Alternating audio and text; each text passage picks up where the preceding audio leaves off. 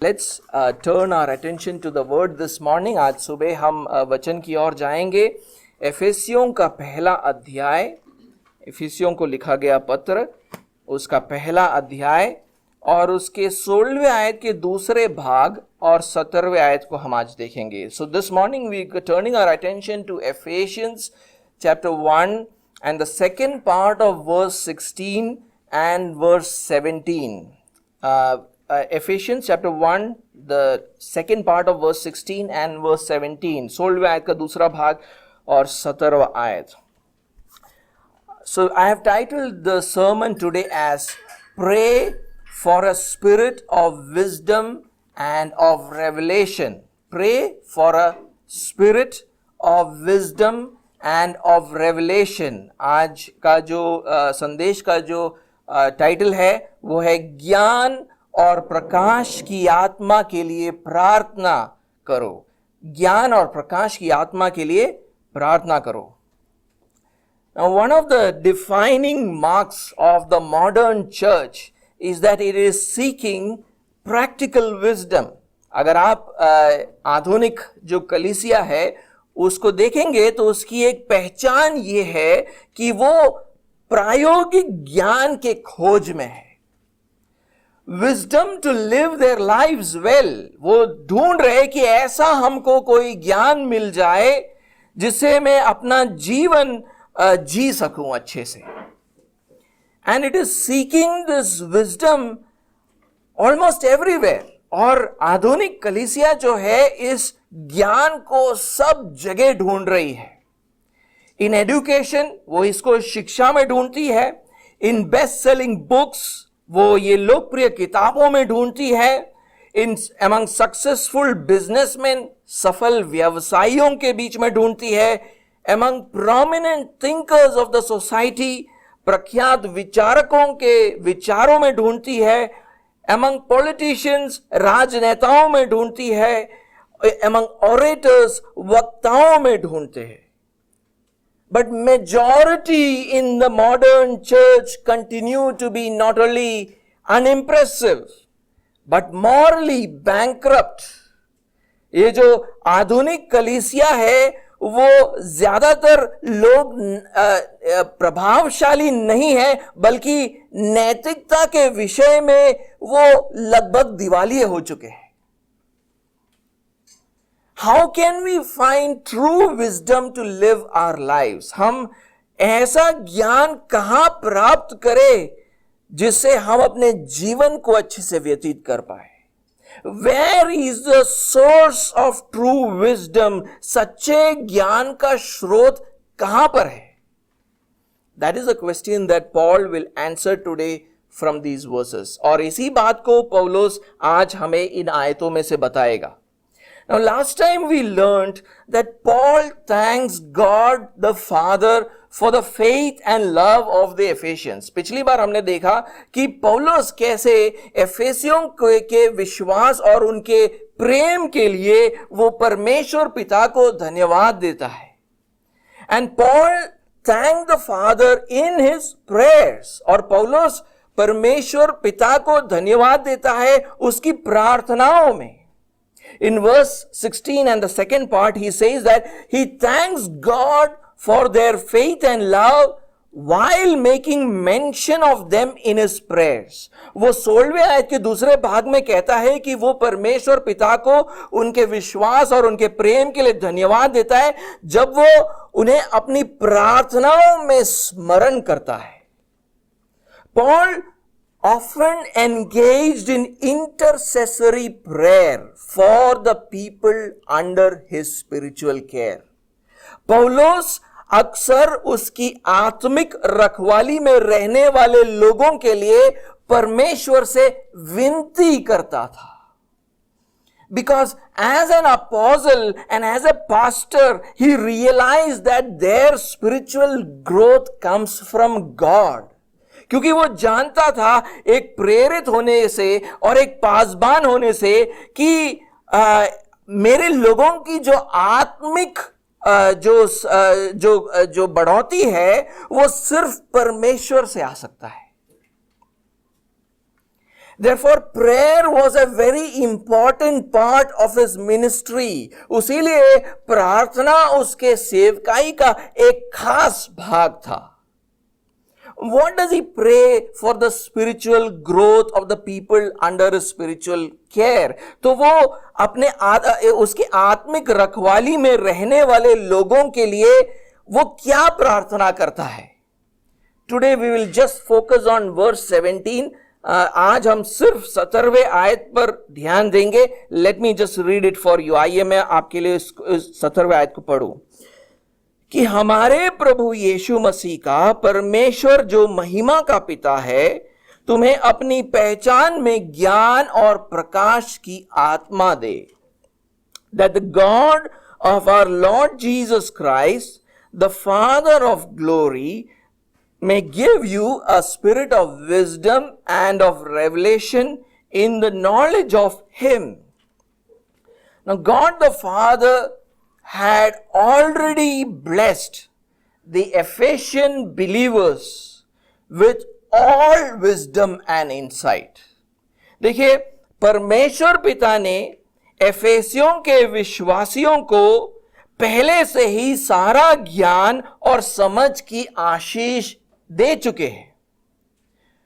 When this happened, they believed in the gospel. जब ये पहली बार हुआ, जब परमेश्वर ने ये आशीष उनके ऊपर दिया, तब उन्होंने सुसमाचार के ऊपर पहली बार विश्वास किया.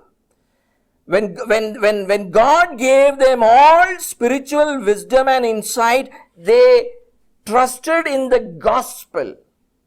Or in other words, they believed Jesus for the very first time. तो जब उनको ये ज्ञान और समझ प्राप्त हुआ पहली बार, तो उन्होंने यीशु मसीह के ऊपर विश्वास किया. Now, no one comes to Jesus unless God gives them spiritual wisdom and understanding. कोई भी यीशु मसीह के पास नहीं आ सकता जब तक परमेश्वर पिता उसको ज्ञान और समझ ना दे दे. And that is what Paul said in verse 7 to 9. और इसी बात को पौलुस 7वें आयत से 9वें आयत में कहता है. क्या बोलता है वो वहां पर? देखिए, उसको पढ़े एक बार. हमको उसमें उसके लहू के द्वारा छुटकारा अर्थात अपराधों की क्षमा उसके उस अनुग्रह के धन के अनुसार मिला है, जिसे उसने सारे ज्ञान और समझ सहित हम पर बहुतायत से किया, क्योंकि उसने अपनी इच्छा का भेद उस भले अभिप्राय के अनुसार हमें बताया, जिसे उसने अपने आप में ठान लिया था. He says, in him we have redemption through his blood, the forgiveness of our trespasses, according to the riches of his grace, which he lavished upon us in all wisdom and insight, making known to us the mystery of his will, according to his purpose, which he set forth in Christ. In verse 9, Paul says that God the Father has made known to us the mystery of his will. 9वें आयत में पौलुस कहता है कि परमेश्वर पिता ने अपनी इच्छा का भेद उनको बताया. Father has made known to us the mystery of his will. परमेश्वर पिता ने हमें अपनी इच्छा का भेद बताया. In simpler terms, God revealed his hidden will through the gospel. अगर कुछ सरल शब्दों में इसी बात को अगर मैं कहूं, तो परमेश्वर ने अपनी छुपाई हुई इच्छा को सुसमाचार के द्वारा प्रकाशित किया है. So God's will for mankind's salvation was a mystery. परमेश्वर की जो योजना थी हमारे उद्धार के लिए, वो पहले एक भेद हुआ करता था, वो छुपा के रखा गया था. But through the gospel of Jesus Christ, God began to reveal it to his chosen people. लेकिन यीशु मसीह के सुसमाचार के द्वारा परमेश्वर उस भेद का प्रकाशन करता है उसके चुने हुए लोगों के हृदयों में. This revelation from God, ये जो प्रकाशन है उसी को ज्ञान और समझ कहते हैं. That's called wisdom and insight from God. So this is how it goes. तो इस तरह ये होता है. God reveals his will for us through the gospel. परमेश्वर अपनी इच्छा सुसमाचार के द्वारा हम पर प्रकाशित करता है. That revelation imparts spiritual wisdom and understanding to us. वो प्रकाशन के द्वारा हमको समझ, ज्ञान और समझ प्राप्त होता है. And when we first receive the spiritual wisdom and understanding, we are able to put our faith in Jesus. तो जब हम उस ज्ञान और समझ को प्राप्त करते हैं तो हम यीशु मसीह के ऊपर पहली बार विश्वास करते हैं. Our sins are forgiven. हमारे पापों की क्षमा होती है. And we are redeemed from the captivity of sin. और हमें हमारे पापों से छुटकारा मिलता है. But God the Father has lavished or made to abound the spiritual wisdom and understanding on us. लेकिन परमेश्वर पिता ने ये जो ज्ञान और समझ है वो हमको बहुत आयत से दिया है. He has lavished it on us. You know, as mentioned in verse 7 and 8. एक बार 7वें और 8वें आयत को हम फिर से ध्यान से पढ़ेंगे. हमको उसमें उसके लहू के द्वारा छुटकारा अर्थात अपराधों की क्षमा उसके उस अनुग्रह के धन के अनुसार मिला है जिसे उसने सारे ज्ञान और समझ सहित हम पर बहुतायत से किया. It says, in him we have redemption through his blood, the forgiveness of our trespasses according to the riches of his grace, which he lavished upon us in all wisdom and insight. God has lavished his grace on us in the form of spiritual wisdom and insight. परमेश्वर ने अपने अनुग्रह को बहुतायत से हम पर उंडेला है इस ज्ञान और समझ के द्वारा. That means this wisdom and insight will never be exhausted. इसका मतलब यह है कि ये जो परमेश्वर हमें ज्ञान और समझ देता है वो कभी खत्म नहीं होने वाला समझ और ज्ञान है. It is received over a lifetime. वो पूरे हमारे जीवन भर हमें प्राप्त होता जाता है. And that is why even after coming to faith in Jesus, Paul continues to pray for the Ephesians in verse 17 that they might receive a spirit of wisdom. उसीलिए पौलुस ये एफेसियों के जो विश्वासी है विश्वास में तो आ चुके हैं लेकिन फिर भी पौलुस प्रार्थना करता है कि वो ज्ञान की आत्मा को प्राप्त कर पाए. Paul is praying to God the Father that he might reveal in their spirit more and more of this wisdom and insight. पौलुस ये प्रार्थना करता है कि परमेश्वर पिता हमारी आत्मा में ज्यादा से ज्यादा इस ज्ञान और समझ को डाले. As I told you, God's revelation of his will through the gospel gives us wisdom and insight. जैसे कि मैंने आपको बताया कि परमेश्वर अपनी इच्छा का प्रकाशन इस सुसमाचार के द्वारा हमें देता है and it gives us wisdom and insight और वो हमें ज्ञान और समझ को देता है. So if you want to receive more of this wisdom and insight, we need to keep listening to and understanding the gospel. तो आपको अगर ये समझ और ज्ञान ज्यादा से ज्यादा अगर आपको चाहिए तो आपको सुसमाचार को सुनना पड़ेगा और समझना पड़ेगा. Now some people think we heard the gospel when we first came to faith. बहुत सारे लोग ये बोलते हैं हमने सुसमाचार को सुन लिया. कब सुना? मैंने जब विश्वास किया. Now we don't need to hear it again. अब मुझे फिर से वो बार बार सुसमाचार सुनने की जरूरत नहीं है. Now we need to move on to more practical things. और वो लोग बोलते हैं कि हमें अब और प्रायोगिक बातों की तरफ बढ़ना है. Such people love to hear motivational sermons and more pragmatic sermons. ऐसे लोग किस तरह के प्रचार सुनना चाहते हैं? वो प्रेरणादायक प्रचारों को सुनना चाहते हैं जब कलीसिया में जाते हैं. ऐसे लोग प्रायोगिक प्रचारों को सुनना चाहते हैं. But that is not our need. लेकिन वो हमारी जरूरत नहीं है. We need to hear the gospel consistently and understand it more deeply. हमें सुसमाचार को बार बार सुनना है और उसको गहराई से समझना है. That is when we receive true wisdom and understanding. और वो जब होता है तब हम इस ज्ञान और समझ को प्राप्त करते हैं। That is why our preaching and teaching needs to be gospel centered. उसीलिए हमारे जो कलीसियाओं में जो प्रचार होता है, जो शिक्षा होती है, वो उसका केंद्र सुसमाचार होना चाहिए। Only gospel centered sermons produce Christians with great wisdom and understanding. जो प्रचार सुसमाचार पर केंद्रित है, वही प्रचार ऐसे मसीहों को तैयार करेगा जिनके पास काफी ज्यादा ज्ञान और समझ है। But Christians with great spiritual wisdom and understanding is a rare commodity these days. लेकिन ऐसे मसीह आजकल आपको बहुत कम मिलते हैं, because gospel has disappeared from the pulpits. क्योंकि सुसमाचार हमारे पुलपिट से गायब हो चुका है। But along with gospel centered preaching and teaching, we need to pray. लेकिन सुसमाचार पर केंद्रित प्रचार और शिक्षा के साथ साथ हमें प्रार्थना करना है।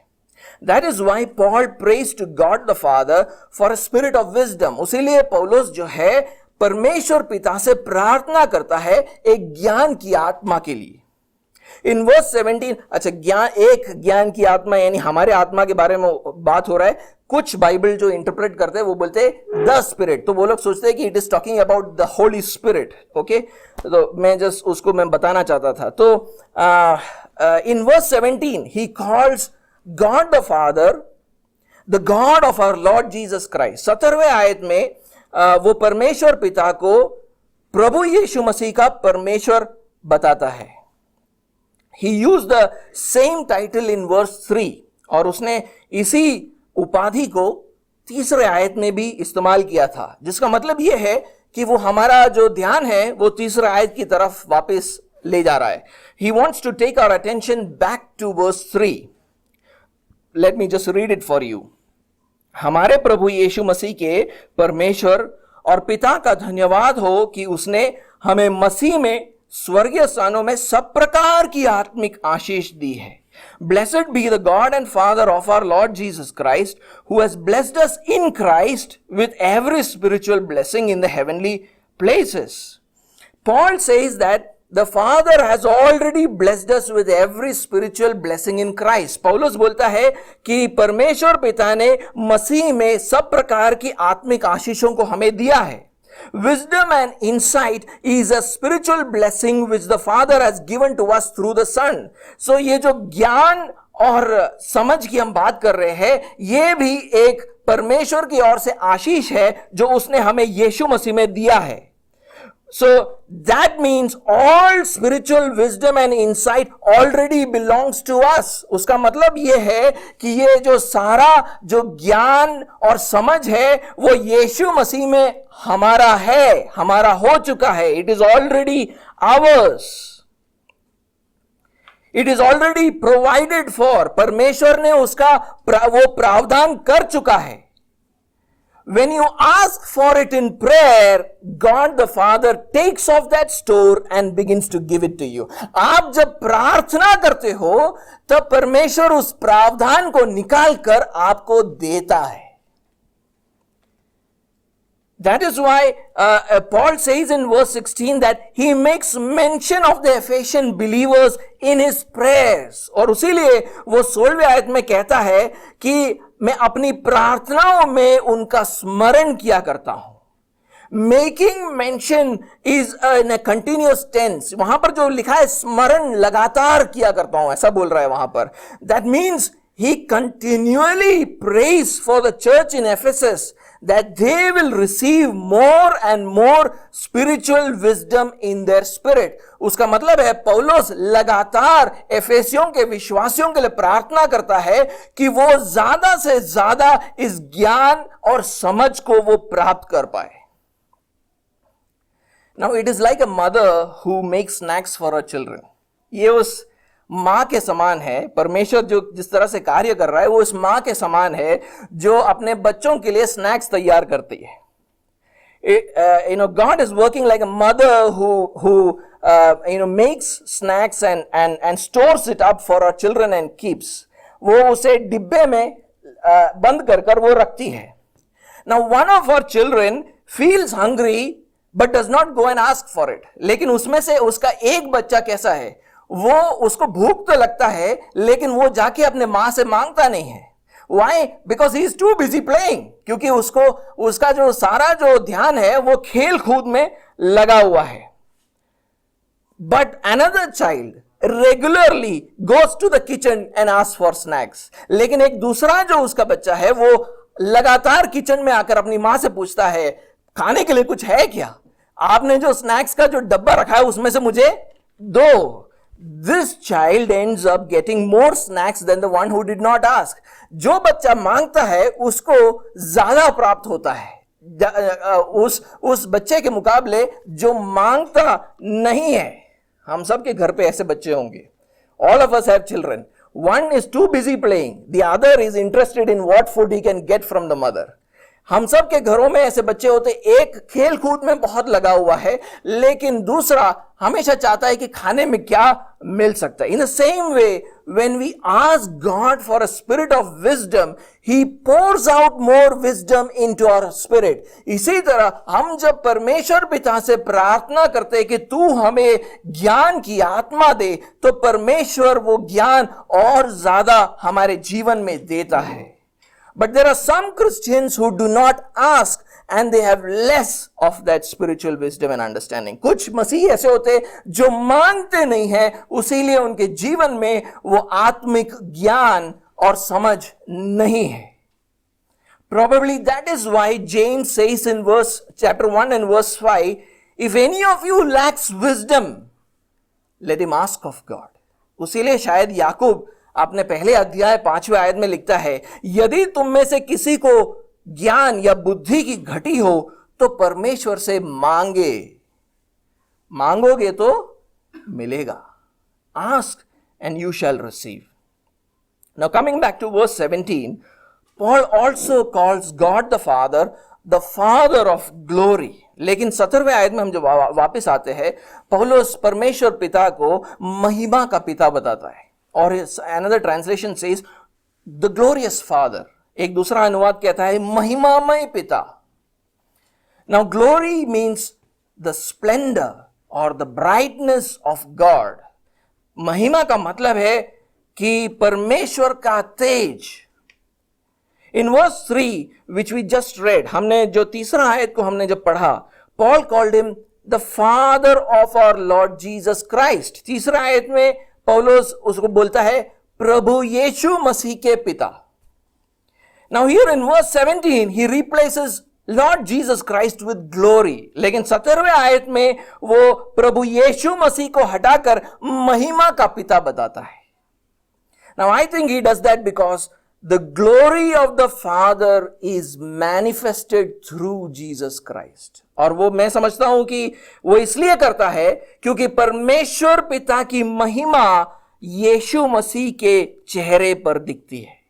In Ephesians 1, Paul says that the ultimate objective of our salvation is the glory of the Father.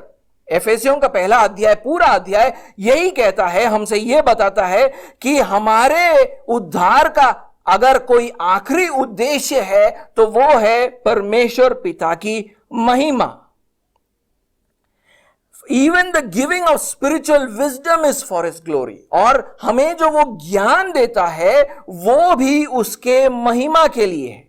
And God gives that spiritual wisdom through the knowledge of Jesus Christ. और परमेश्वर पिता उस ज्ञान को देता है यीशु मसीह के ज्ञान के द्वारा, क्योंकि यीशु मसीह के द्वारा ही उसकी महिमा हो सकती है. It is through Jesus that he is glorified. That is why in verse 17 Paul says, the Father of glory may give to you a spirit of wisdom and of revelation in the knowledge of him. वहां पर बोला गया है कि हमारे प्रभु यीशु मसीह का परमेश्वर जो महिमा का पिता है तुमसे उसके पहचान में, वहां पर हिंदी अनुवाद में ऐसा लिखा है अपनी पहचान में, एक्चुअली है उसके पहचान में ज्ञान और प्रकाश की आत्मा दे. Now many people say that because the Father is being talked about here, in the knowledge of him means in the knowledge of God the Father. बहुत सारे लोग ये बोलते हैं कि यहाँ पर क्योंकि पिता के बारे में बात किया जा रहा है, तो जब हम बोलते हैं कि उसके पहचान में, तो हम परमेश्वर पिता के पहचान की बात करते हैं. But I don't think that is the case. लेकिन मुझे नहीं लगता कि ऐसा है यहां पर, because through Ephesians 1, whenever Paul uses the preposition in, लेकिन क्योंकि एफेसियों के पहले अध्याय में जब भी वो ये शब्द में करके इस्तेमाल करता है, it is always for Jesus. वो हमेशा यीशु मसीह के लिए इस्तेमाल करता है.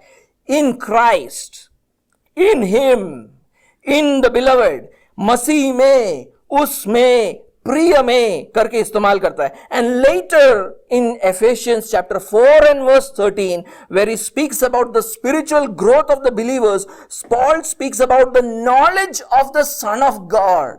और बाद में जाकर चौथे अध्याय 13वें आयत में वो जब विश्वासियों के आत्मिक उन्नति के बारे में बात करता है, तो वहां पर वो परमेश्वर पुत्र की पहचान की बात करता है.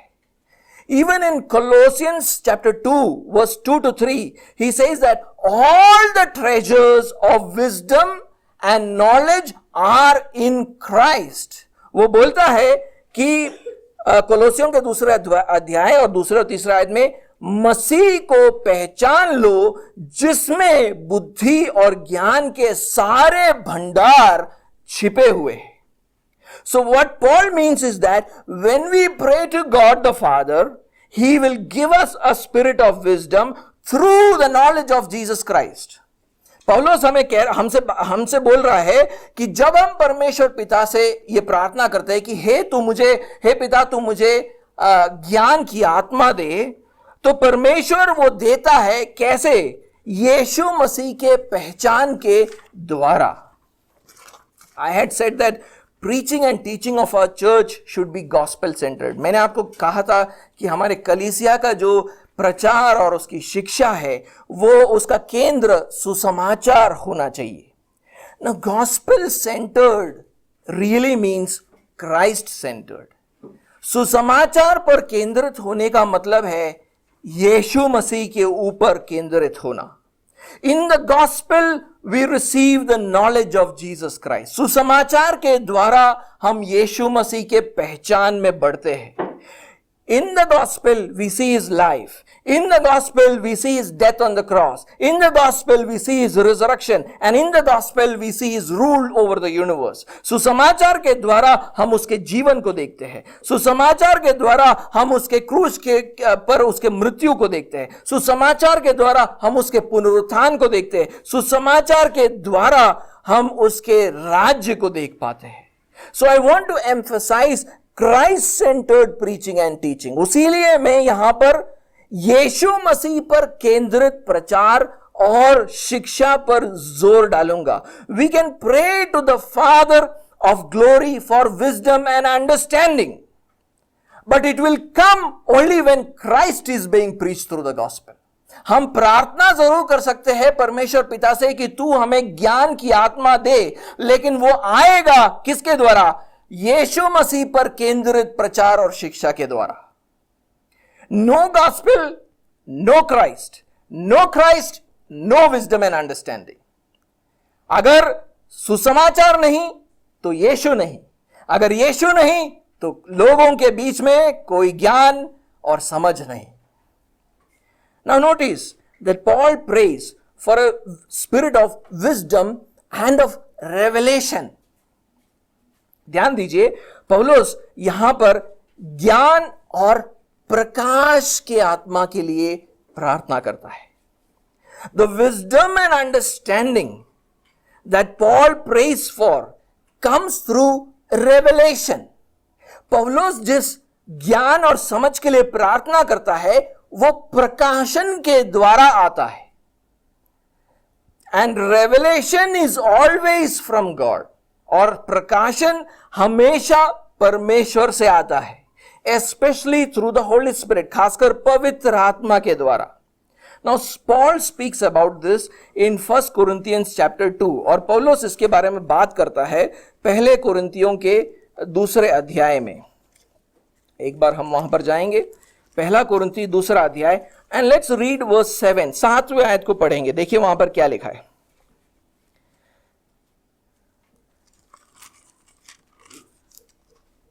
परंतु हम परमेश्वर का वो गुप्त ज्ञान भेद की रीति पर बताते हैं जिसे परमेश्वर ने सनातन से हमारी महिमा के लिए ठहराया।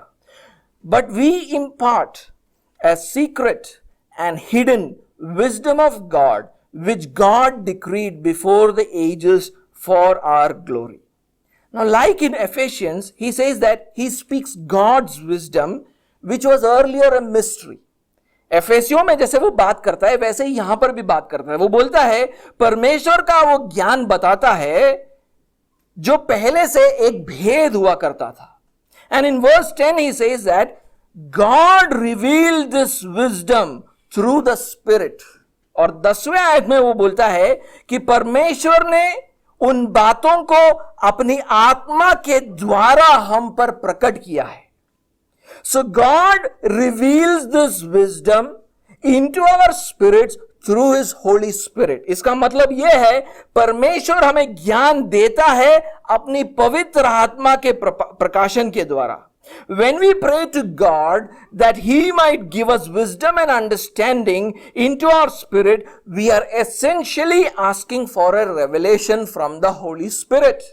हम जब प्रार्थना करते हैं परमेश्वर से कि हे परमेश्वर पिता तू मुझे ज्ञान और समझ को दे, तो हम ये बोल रहे हैं कि परमेश्वर तू पवित्र आत्मा के द्वारा मुझे एक प्रकाशन दे। Now some Christians think that a revelation is some kind of extra biblical message directly from the Holy Spirit. कुछ विश्वासी ये सोचते हैं कि प्रकाशन का मतलब है कि पवित्र आत्मा ऊपर से डायरेक्टली हमारे मनों में कुछ बाइबल के बाहर की कुछ बातों को वो डालता है। Something more than what is communicated in the Bible. वो सोचते हैं कि बाइबल में लिखी गई उनसे ज्यादा अतिरिक्त बातों को पवित्र आत्मा हमको प्रकाशन देता है। But that is not how the Holi spirit reveals spiritual wisdom into our spirits. पवित्र आत्मा इस तरह हमारे आत्मा में इस ज्ञान को नहीं डालता है। Rather the Holi spirit reveals it to us through the writings of the apostles. लेकिन पवित्र आत्मा इस प्रकाशन को प्रेरितों के जो लेख है उसके द्वारा वो हमें ये देता है। We look at the whole Bible with their lens. हम सारे बाइबल को हम इन प्रेरितों के चश्मों को लगाकर देखते हैं।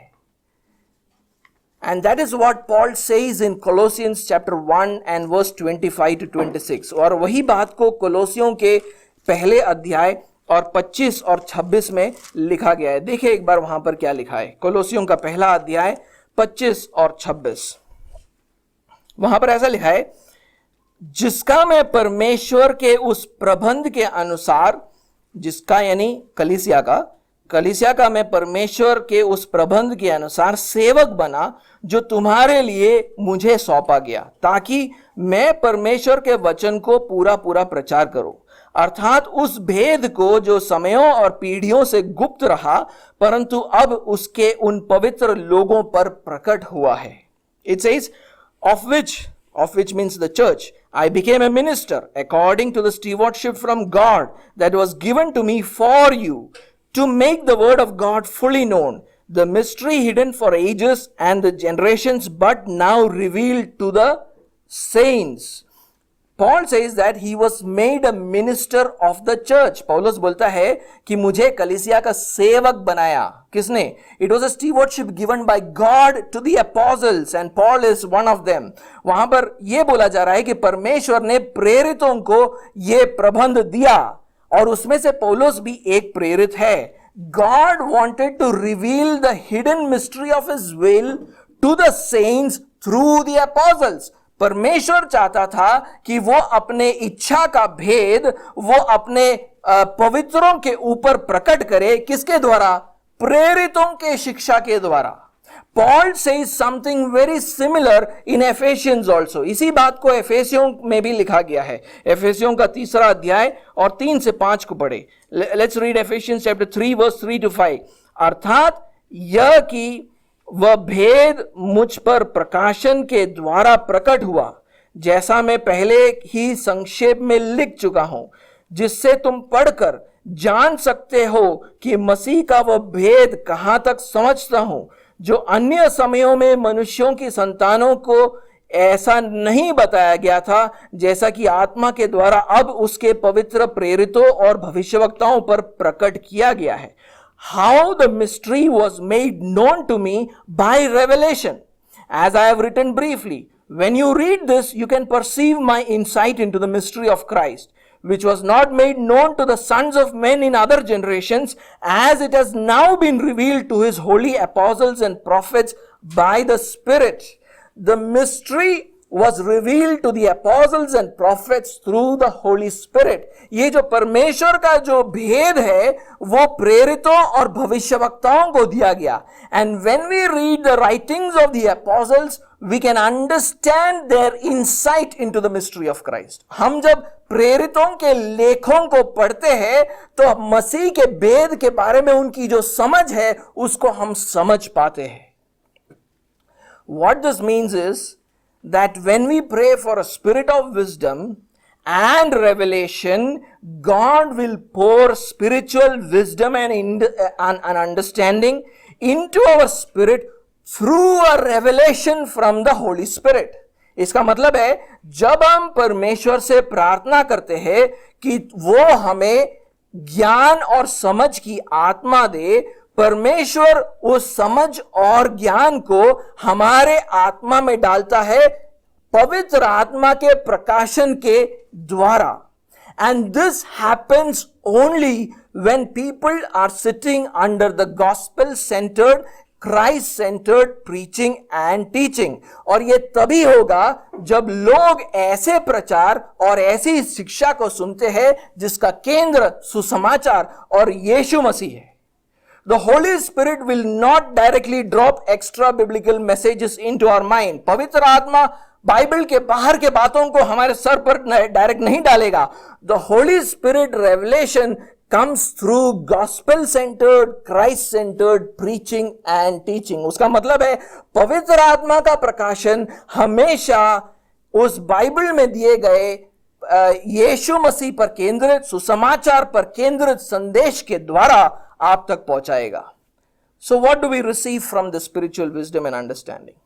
तो इस ज्ञान और समझ से हमें क्या प्राप्त होता है? और in Colossians chapter 1 and verse 9, Paul says that we receive the knowledge of God's will.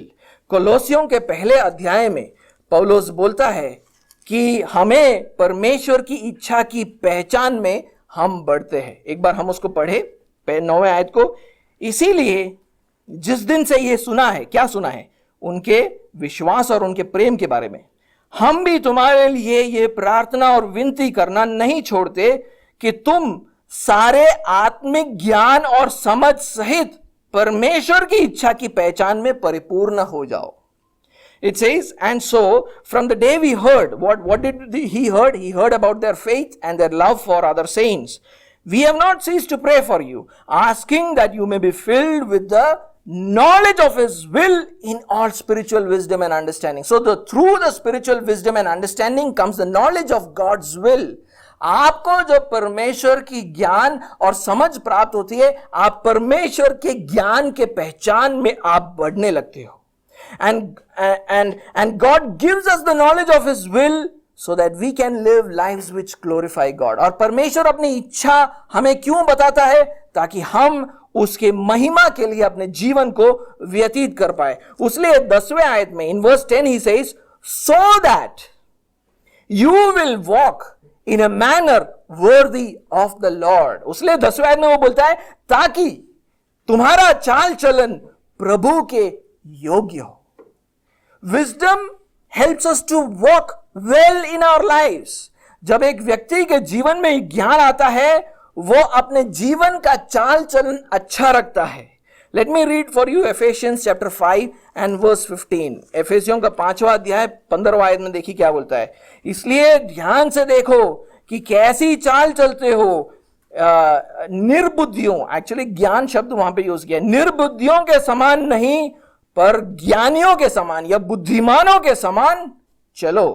It says look carefully how you walk, not as unwise but as wise. Means walk as if you are a wise man, receive the spirit of wisdom and walk in that manner. So what this means is that wisdom comes, it teaches you how to walk in your life. उसका मतलब यह है कि आप जब परमेश्वर से ज्ञान की आत्मा प्राप्त करते हो, परमेश्वर आपको सिखाएगा कि ये जीवन कैसे जीना है। Spiritual wisdom and understanding helps to produce good behavior. ये आपके व्यवहार को, चाल चलन को बदल देता है। Let me read for you James chapter 3 and verse 13। मैं याकूब का 3रा अध्याय और 13वां आयत पढ़ूंगा। वहां पर देखिए क्या लिखा है। तुम में ज्ञानवान और समझदार कौन है, जो ऐसा हो वह अपने कामों को अच्छे चाल चलन से उस नम्रता सहित प्रकट करे जो ज्ञान से उत्पन्न होती है। कहने का मतलब है अगर आप में अगर ज्ञान और समझ है परमेश्वर की ओर से, तो आपका चाल चलन नम्रता सहित प्रकट होना चाहिए। It says who is wise and understanding among you, by his good conduct let him show his works in the meekness of wisdom. If you are wise and understanding, then by your good conduct you will show your works in the meekness that comes from wisdom. It also teaches how to conduct yourselves with outsiders, with this world. ये जो ज्ञान और समझ परमेश्वर की ओर से आता है, वो आपको ये भी सिखाएगा कि इस दुनिया के साथ कैसे पेश आया जाए। It will teach you how to deal with the world. You know, let's read Colossians chapter 4 and verse 5. कोलोसियों का 4वां अध्याय और 5वां आयत देखें। कोलोसियों का 4वां अध्याय 5वां आयत। अवसर को बहुमूल्य समझकर बाहर वालों के साथ बुद्धिमानी या ज्ञानी से होकर व्यवहार करो। Walk in wisdom toward outsiders, making the best use of the time. तो यानी ये जो बुद्धि और ज्ञान परमेश्वर की ओर से आता है, वो आपको सिखाएगा कि दुनिया के साथ आपको कैसे पेश आना है। It will teach you how to deal with the world. So this wisdom and understanding will teach us how to practically live out our Christian lives. ये जो परमेश्वर की ओर से ज्ञान और समझ आता है, ये आपको सिखाएगा कि कैसे आपको आपका मसीही जीवन जीना है। So on the one hand, there is worldly wisdom. तो एक तरफ है आपका सांसारिक ज्ञान। This worldly wisdom comes in attractive packaging. और ये जो सांसारिक ज्ञान है वो आकर्षक रूप में आपके पास आता है। It rejects the cross of Christ, presents with clever ideas, presents clever ideas to you. ये जो सांसारिक ज्ञान है वो यीशु मसीह के क्रूस को ठुकराता है और संसार की बुद्धिमत्ता को आपको देता है। And it comes with persuasive words, और वो लुभावने वाले बातों के साथ आपके पास आएगा। It is presented by the wise men of this world. It is presented by the scholars and debaters. ये जो सांसारिक ज्ञान है वो दुनिया का बुद्धिजीवी, विद्वान और विवाद करने वाले लोग आप तक पहुंचाएंगे।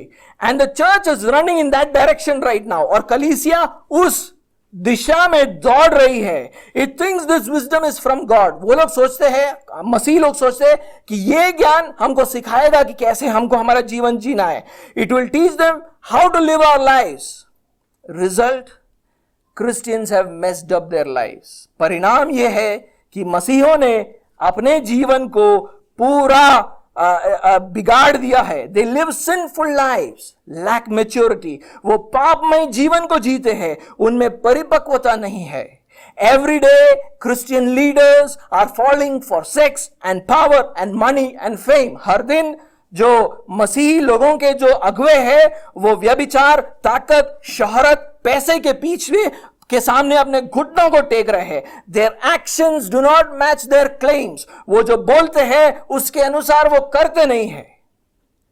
But on the other hand, there is godly wisdom. लेकिन दूसरी तरफ है परमेश्वर की ओर से ज्ञान। It is not acquired from leadership conferences or talks of motivational speakers. ये जो ज्ञान परमेश्वर की ओर से आता है वो लीडरशिप कॉन्फ्रेंस या मोटिवेशनल स्पीकर्स की तरफ से नहीं आता है. It is acquired in your prayer closet. ये प्राप्त होता है जब आप प्रार्थना में अपने घुटनों को परमेश्वर के सामने टिकाते हो.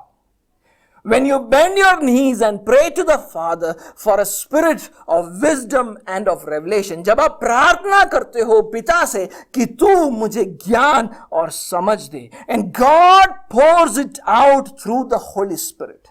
और परमेश्वर पिता इस बुद्धि और ज्ञान को आपकी आत्मा में डालता है. So pray. उसलिए प्रार्थना करो. Pray for yourself. अपने आप के लिए प्रार्थना करो. But like Paul, pray especially for the people under your spiritual care. पौलुस की तरह जिन लोगों की तुम आत्मिक रखवाली करते हो ना, उनके लिए भी प्रार्थना करो. Your children whom you are discipling, अपने बच्चों के लिए प्रार्थना करो जिनकी आप शिष्यता में बढ़ा रहे हो. For people in small groups and churches which you lead, जो small group और कलीसिया जिसकी आप अगुवाई करते हो.